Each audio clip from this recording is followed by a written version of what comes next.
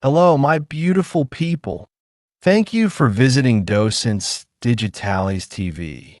In this video, we are going to do the feedback session for the previous video.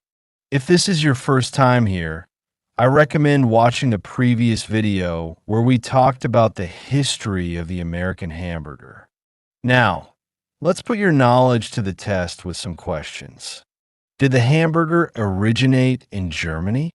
No, but Hamburg steak, its predecessor, came from Germany. Was the first hamburger served in Paris? No, it was likely served in New Haven, Connecticut in 1900. Did Louis Lasson create the first hamburger? Yes, he is believed to have served the first hamburger in America. Was the hamburger introduced to a larger audience at the 1904 St. Louis World's Fair? Yes, it gained popularity there. Did White Castle open in 1948? No, White Castle opened in 1921.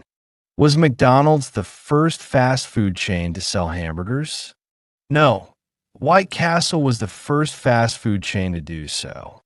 Did McDonald's revolutionize the fast food industry in 1948? Yes, by introducing the concept of quick service burgers. Is the hamburger just a meal in America? No, it's a symbol of American culture. Are hamburgers only available in their classic beef form? No. Today's burgers include many variations, including plant-based alternatives. Was the concept of placing a beef patty between bread first invented at McDonald's? No, it originated in the late 1800s with Hamburg steak. Remember to watch this video multiple times to reinforce your learning.